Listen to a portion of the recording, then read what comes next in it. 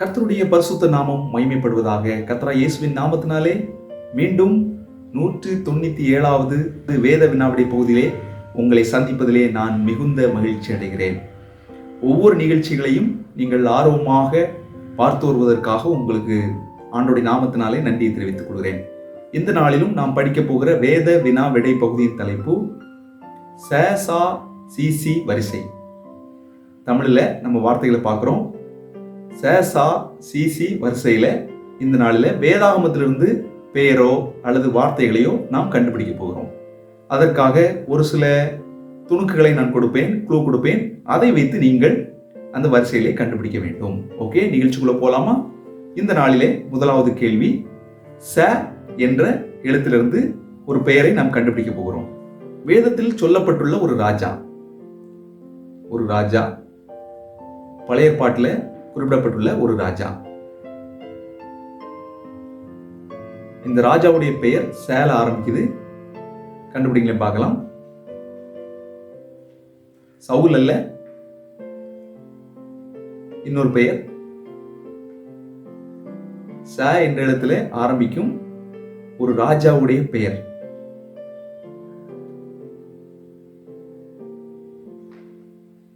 கண்டுபிடிங்களேன் பார்க்கலாம்.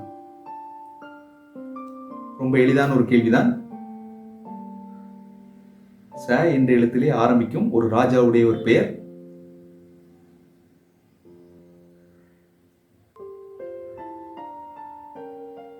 புதிய ஏற்பாட்டில் சங்கம் அப்படின்னு சொல்லி நம்ம அதை சொல்லுவோம். வேதாகமத்தில் அது இல்லை, ஆனாலும் அதை பற்றி நம்ம கேள்விப்பட்டிருப்போம். இவர் ஒரு அசீரிய ராஜா. இப்ப கண்டுபிடிச்சிங்களா? விடை என்பது சனகரிப் என்பது விடை. சனகரிப் ராஜா. இவர் ஒரு அசீரிய ராஜா. 2 ராஜாக்கள் 18ஆம் அதிகாரத்துல 13ஆம் வசனத்துல நம்ம இவரை பற்றி வாசிக்கிறோம். சனகரிப் ராஜா. ஓகே, இந்த நாளின் 2வது கேள்வி செல்வோம். சா என்ற எழுத்துல ஆரம்பிக்கும் ஒரு வேத வார்த்தையை நாம் கண்டுபிடிக்க போகிறோம். சா என்ற எழுத்திலே ஆரம்பிக்கும் ஒரு இடம், புதிய ஏற்பாட்டில் சொல்லப்பட்டுள்ள ஒரு இடம். ஏற்கனவே வேத நாடு பகுதியில இதை பற்றி நம்ம படித்திருக்கிறோம். சா என்ற எழுத்திலே ஆரம்பிக்கும் ஒரு இடம். இன்னொரு ஈஸியான க்ளூ கொடுக்குறேனே, ஞானஸ்நானம். இப்போ கரெக்டா கண்டுபிடிச்சிருவீங்கன்னு நினைக்கிறேன். ஞானஸ்நானம். இதற்கு சம்பந்தமாக நீங்கள் தேடி கண்டுபிடிக்க வேண்டும். சா என்ற எழுத்திலே ஆரம்பிக்கும் ஒரு இடம், ஊர். கண்டுபிடிக்கல பார்க்கலாம். ஒரு ஊர். யோவான் ஸ்நானகன் ஞானமுழுக்கு கொடுத்து வந்த இடம், தண்ணீர் அதிகம் உள்ள இடம். ஓகே, விடை என்பது சாலீம். சாலீம் ஊருக்கு சமீபமான ஒரு இடத்துல தான் யோவான் ஞானஸ்நானம் கொடுத்து வந்தார் என்று வேதத்தில் வாசிக்கிறோம். யோவான் 3ஆம் அதிகாரம் 23வது வாக்கியத்தில் இதை பற்றி நம்ம படிக்கிறோம். விடை என்பது சாலீம். ஓகே, 3வது கேள்விக்கு நாம் செல்வோம். சி என்ற எழுத்துல ஆரம்பிக்கும் ஒரு இடம். சி என்ற எழுத்துல ஆரம்பிக்கும் ஒரு இடத்தினுடைய பெயர். இது ஒருவருக்கு ஒதுக்கப்பட்ட இடம். எளிதாக சொல்ல வேண்டும் என்று சொன்னால், தாவீது ஆகீஸ். ஆகீஸ் என்பவன் பெலிஸ்திய ராஜா. இவங்க 2 பேரும் பேசிக்கொள்ளும் பொழுது தாவீது அந்த பெலிஸ்திய தேசத்துல தஞ்சம் அடைகிறார். சரிங்களா? அப்போ அது சம்பந்தமாக ஒரு இடத்தை பற்றி நம்ம பார்க்கிறோம். அதுல தாவீதுக்கு என்று ஒரு இடம் கொடுக்கப்பட்டது. சரிங்களா? அதை கண்டுபிடிங்க பார்க்கலாம். பெலிஸ்திய தேசத்துல. விடை என்பது சிக்லாக். 1 சாமுவேல் 23:6 படிக்கிறோம். சிக்லாக் என்ற இடத்தை இந்த பெலிஸ்திய ராஜாவாகிய ஆகீஸ் தாவீதுக்கு ஒதுக்கிறத நம்ம பார்க்கிறோம். ஓகே, 4வது கேள்வி சொல்லுவோமா? ஒரு தேசம். சி என்ற எழுத்துல ஆரம்பிக்கும் ஒரு தேசம். புதிய ஏற்பாட்டில் உள்ள ஒரு குறிப்பிடப்பட்டுள்ள ஒரு இடம்.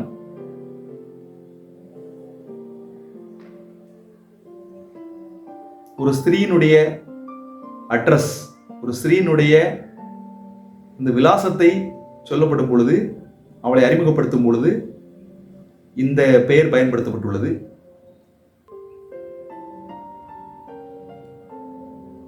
விசுவாசத்துக்கு எடுத்துக்காட்டாக இருந்த ஒரு ஸ்திரீ. சரிங்களா? அந்த ஸ்திரீயை பற்றி பேசும் பொழுது இந்த தேசம் சொல்லப்பட்டுள்ளது. சி என்ற எழுத்தில் ஆரம்பிக்கும் இந்த பெயர் கண்டுபிடிங்க பார்க்கலாம். இந்த தேசம்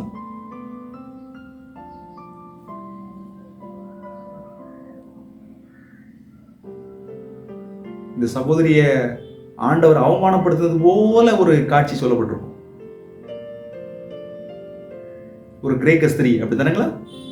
சீரோபேனிக்கியா தேசத்தால், அப்படித்தானே? அந்த சகோதரியை பற்றி நம்ம வேதாகமத்தில் படிக்கிறோம். ஆண்டவர்கிட்ட உதவி கேட்டு வந்ததையும், பிள்ளைகளின் அப்பத்தை நாய்க்குட்டிகளுக்கு போடுகிறது நல்லதல்ல அப்படின்னு சொல்லி ஆண்டவர் சொல்றது போலவும் நம் வேதாகமத்தில் வாசிக்க முடியும். சீரோபேனிக்கியா தேசத்தால். ஓகே, இந்த நாளில் அடுத்த கேள்விக்கு செல்வோம். 5வது கேள்வி, சு என்ற எழுத்துல ஆரம்பிக்கும் ஒரு பள்ளத்தாக்கு. சு என்ற எழுத்துல ஆரம்பிக்கும் ஒரு பள்ளத்தாக்கு வேதாகமத்தில் எங்க படிக்கிறோம்?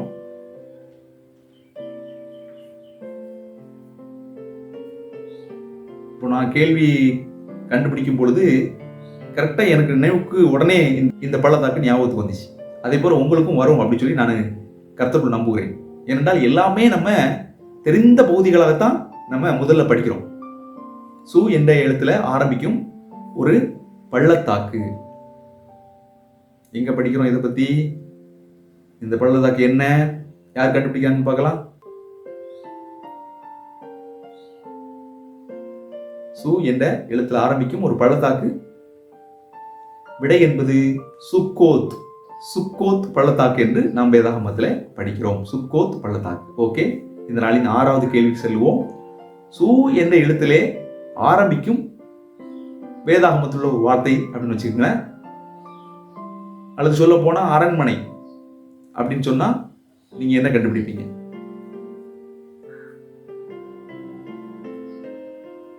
ரொம்ப எளிதான கேள்விதான். சு என்ற எழுத்திலே ஆரம்பிக்கும் இந்த ஒரு வேத வார்த்தை ரொம்ப பிரபலமாக நம்ம படிக்கிற பகுதி. அரண்மனை என்று சொன்ன உடனே நீங்க இதை கண்டுபிடிச்சிடலாம். ஓகே, சூசான் என்பது விடை.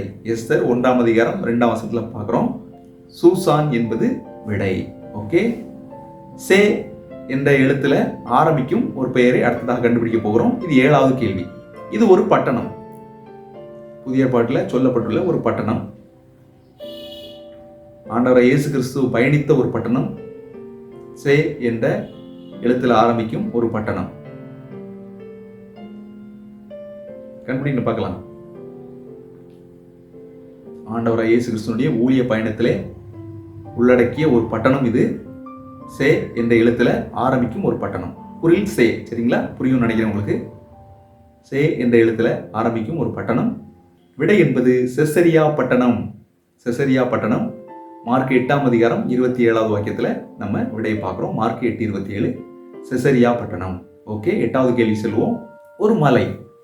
சே என்ற எழுத்துல ஆரம்பிக்கும் ஒரு மலை. இதுவும் பிரபலமான ஒரு மலை தான். சரிங்களா? அதிகமாக வேதாகமத்தில் இதை பற்றி நம்ம வாசிருக்கோம், நம்ம கேள்விப்பட்டிருக்கிறோம். நம்ம அடிக்கடி கேள்விப்பட்டிருக்கிற மலை தான். அதிகமாக கேள்விப்பட்டிருக்கிற மலை தான். என்ன மலை இது? சே என்ற எழுத்துல ஆரம்பிக்கும் ஒரு மலை. பார்ப்போம் யார் கண்டுபிடிக்கிறாங்க. சே என்ற எழுத்துல ஆரம்பிக்கும் ஒரு மலை. விடை என்பது சேயீர் மலை. கேள்விப்பட்டிருக்கோம் இல்லையா? சேயீர் மலை. உபாகமம் 1ஆம் அதிகாரம் 1 விடை இருக்கிறது நம்ம பார்க்கிறோம். ஓகே, அடுத்தது சை என்ற எழுத்துல ஆரம்பிக்கும் ஒரு வார்த்தை. ஏன்னா இந்த சை என்ற எழுத்துல எந்த பெயரும் இல்லை, எந்த இடத்தினுடைய பெயரும் இல்லை. அதனால சை என்ற எழுத்துல ஒரு வார்த்தையை நாம் வேதாகமத்திலிருந்து கண்டுபிடிக்க போகிறோம். சரிங்களா? இது சகரியாவுக்கு பொருந்தக்கூடிய வார்த்தை. சகரியாவை பத்தி படிக்கும் பொழுது, சரிங்களா, இந்த சை அப்படிங்கிற ஒரு வார்த்தை பயன்படுத்தப்பட்டிருக்கிறது. அவர் அவிசுவாசமா பேசும் பொழுது ஊமையா இருந்தாருன்னு பார்க்கிறோம். அப்போ அவரிடத்துல பேச முற்படுறாங்க. அப்ப எப்படி பேசியிருப்பாங்க அப்படிங்கிறதுக்கு ஆதாரமாக இந்த வார்த்தை பயன்படுத்தப்பட்டுள்ளது. வேதாகமத்துல சை என்ற எழுத்துல ஆரம்பிக்கும் ஒரு வார்த்தை. அது சகரியாவின் இடத்துல உறவாட நினைக்கும் பொழுது பயன்படுத்தப்பட்ட ஒரு வார்த்தை. பொதுவாக ஊமையர்களிடம் நம்ம எப்படி பேசுவோம்? ஓகே, விடை என்பது சைகை. இப்போ சகரியாவுக்கு குழந்தை பிறக்குது, அப்போ என்ன பேரிடணும் அப்படின்னு சொல்லி சைகையில கேட்குறாங்க. அப்போ அதற்கு அவர் எழுதி கொடுக்குறாரு, என்ன பேர் வைக்கணும் அப்படின்னு சொல்லி எழுதி கொடுக்குறாரு. யோவான் என்று எழுதி கொடுக்கறத நம்ம பார்க்குறோம். 10வது கேள்வி, சோ என்ற எழுத்துல ஆரம்பிக்கும் ஒரு பெயர் புதிய ஏற்பாட்டில் இருக்குது. சோ என்ற எழுத்துல ஆரம்பிக்கும் ஒரு பெயர் கண்டுபிடிங்களா பார்க்கலாம். இந்த பெயரை இது வரைக்கும் நீங்க கேள்விப்பட்டிருக்கீங்களா எனக்கு தெரியல. சோ என்ற எழுத்துல ஆரம்பிக்கும் ஒரு பெயர் புதிய ஏற்பாட்டில் பவுல் சம்பந்தமாக அந்த நிருபங்கள்ல இவரை பத்தி நம்ம படிக்கலாம். சரிங்களா? ஒரு நிருபத்தை பவுல் கூட சேர்ந்து இவர் எழுதினாரு அப்படின்னு சொல்லி நம்ம பார்க்கிறோம். அந்த புத்தகத்தினுடைய அறிமுகத்துல இது சொல்லப்பட்டுள்ளது. சோ என்ற எழுத்துல ஆரம்பிக்கும் ஒரு பெயர், அந்த நபர் யார் அப்படிங்கறத நீங்க கண்டுபிடிங்க பார்க்கலாம். சோ குரில் சோ கண்டுபிடிச்சிங்களா? கொரிந்தியர் புத்தகத்தில் இருக்குது. சோ என்ற எழுத்துல ஆரம்பிக்கும் ஒரு பெயர், வேதாகமத்தில் உள்ள புதிய ஏற்பாட்டில் ஒரு பெயர்.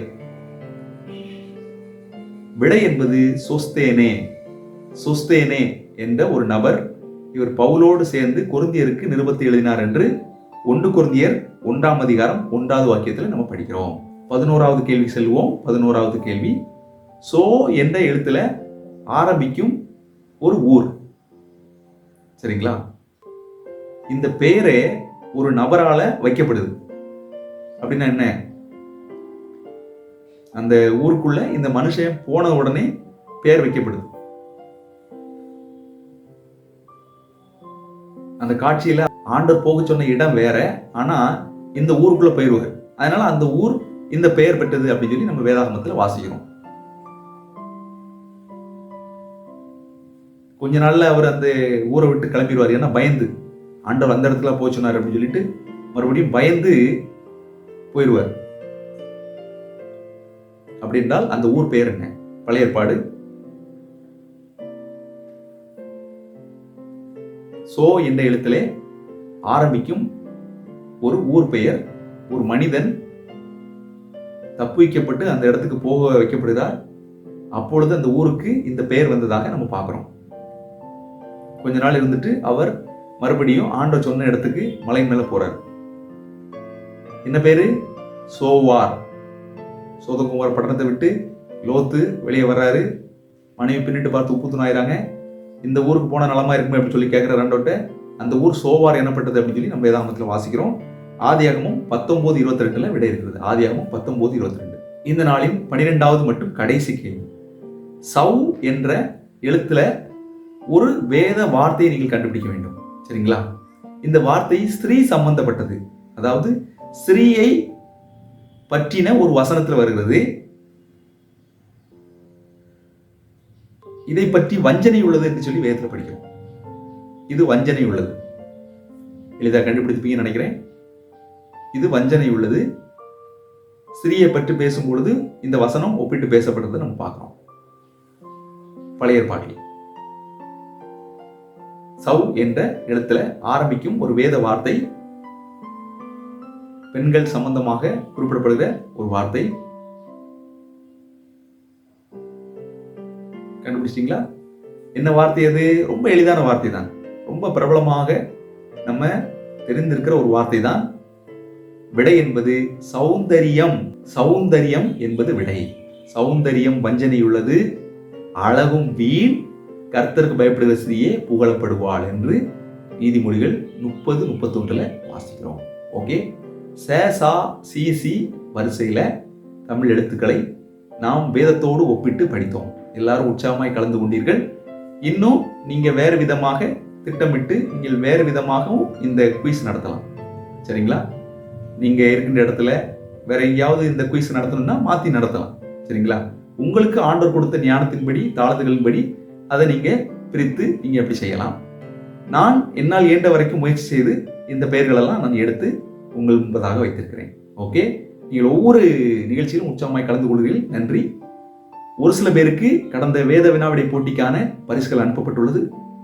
இன்னும் சில பேருக்கு அனுப்ப வேண்டியிருக்குது. சீக்கிரமாக நான் அனுப்பிவிடுவேன். உங்கள் கரங்கள் வந்து சேரும். காத்திருங்கள். விலாசத்தை அனுப்பாதவர்கள் அனுப்புங்கள். தேவன் நம் அனைவரையும் ஆசீர்வதிப்பாராக. ஆமென்.